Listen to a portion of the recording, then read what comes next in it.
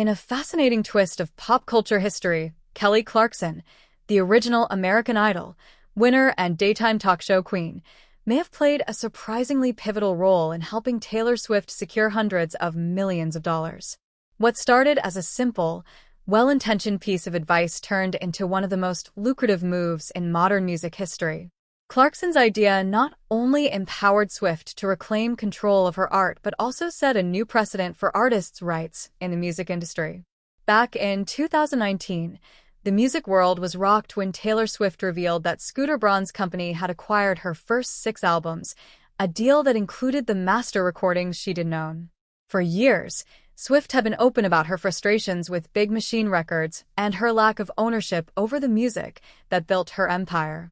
The acquisition became a flashpoint, symbolizing the long-standing battle between artists and labels over creative control. But as the drama unfolded, one unexpected voice chimed in with a solution: Kelly Clarkson. Known for her no-nonsense personality and supportive nature, Clarkson took to Twitter to offer Swift a simple yet revolutionary idea. She suggested that Swift should re-record all the songs that she doesn't own, essentially creating new versions of her old albums under her own ownership. At first, many dismissed it as a kind suggestion, a show of solidarity from one artist to another. But as history would prove, Clarkson's tweet would become a catalyst for one of the most successful and empowering music projects of the decade. Swift not only took Clarkson's advice, she built an entire cultural phenomenon around it. In 2021, she began re-recording her earlier albums, starting with Fearless, Taylor's version, and Red, Taylor's version. Each release was a nostalgic celebration, meticulously crafted to honor the originals while adding subtle artistic growth and new songs from the vault. Fans embraced the project with unprecedented enthusiasm, streaming and buying the re-recorded versions in massive numbers. By replacing the demand for the old masters with her new versions, Swift effectively devalued the original recordings that Scooter Braun and his investors had purchased. It was both a business masterstroke and a deeply personal victory. And according to industry estimates, the re-recordings have earned Swift hundreds of millions of dollars, money that would have otherwise gone to the owners of her old masters.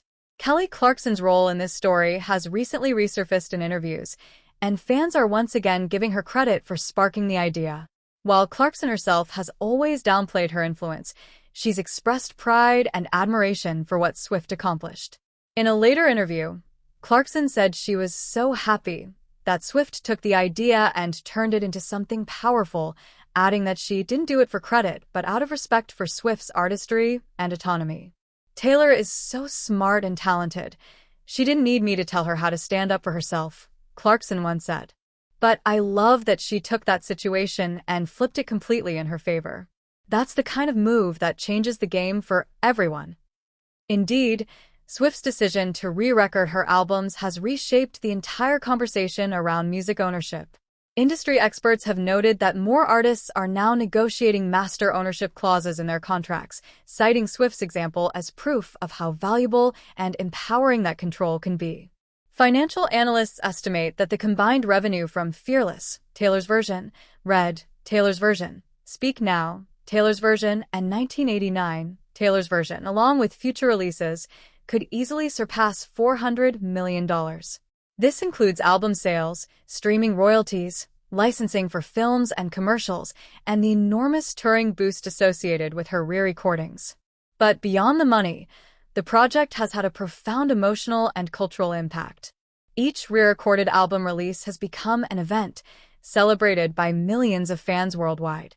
Swift's Taylor's version releases aren't just about reclaiming her work, they're about rewriting history on her own terms. In doing so, she's also demonstrated the power of community. Swift's fans, affectionately known as Swifties, have been crucial to the success of the project. They've made a point to stream only the Taylor's version songs, refusing to support the old masters that she doesn't own. This coordinated effort between artist and audience is unprecedented, showing the strength of the bond Swift has cultivated over her career. Kelly Clarkson, for her part, continues to cheer from the sidelines. On her talk show, she has praised Swift's business savvy and courage. I love that she's taking control of her career, Clarkson said during one episode. It's really inspiring to see artists standing up for themselves, and it's even better when they do it in a way that helps others too. The two women have often been compared for their authenticity and resilience. Both emerged from the early 2000s pop scene, built careers on their powerful voices and songwriting, and survived public scrutiny with grace and humor. While they've never been known to be close friends, their mutual respect runs deep. Clarkson has consistently supported other artists, and Swift's willingness to acknowledge inspiration, even indirectly, shows her appreciation for genuine advice. The Taylor's Version movement has also proven that artistic integrity and commercial success are not mutually exclusive. Swift didn't just recreate her albums, she elevated them.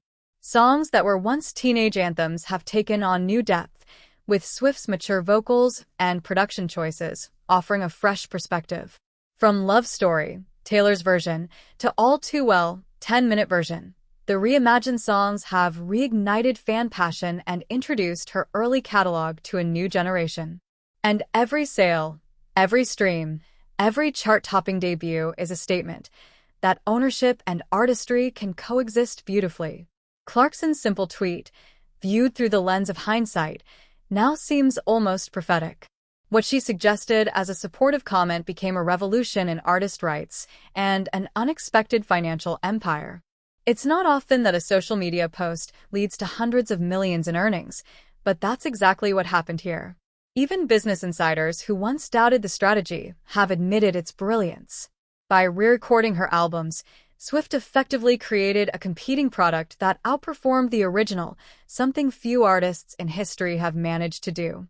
Labels and managers are now rethinking how contracts are structured, and younger artists are citing Swift's experience as a reason to negotiate better deals from the start. Music historians have called the move a landmark moment in entertainment law. By showing that re-recordings could both honor the past and thrive commercially, Swift set a precedent that may change the way artists handle ownership disputes for generations. Meanwhile, Kelly Clarkson remains characteristically humble. She has brushed off the idea that she's owed any credit for Swift's success, saying that the real brilliance lies in how Swift executed the plan. She took it to another level, Clarkson said. That's what makes her who she is. Still, fans can't help but give Clarkson her due. On social media, Swifties often resurface screenshots of Clarkson's original tweet, celebrating it as the moment that sparked a music revolution. Kelly gave Taylor the blueprint, one fan wrote. And Taylor built the empire. It's hard to argue with that. Swift's re-recordings have become not just a personal triumph, but a movement that transcends pop music. They've inspired conversations about ownership, creative freedom, and the value of art in the digital age. In an era where music is often consumed passively, Swift's project forced listeners to think critically about where their money goes and who truly benefits from their support. It also showed how much power artists have when they combine creativity with conviction. Clarkson's casual suggestion ultimately became the spark that helped one of the world's biggest stars reclaim her legacy and earn hundreds of millions in the process. It's a reminder that sometimes the most transformative ideas begin with a simple act of solidarity. As Taylor Swift continues to re-record the rest of her catalog, the financial impact will likely keep growing, and so will the cultural resonance of the project. For both Swift and Clarkson, the story represents more than just success. It's a testament to standing up for yourself, for your art, and for what you believe in. Two women, one idea. A revolution that changed the music industry forever.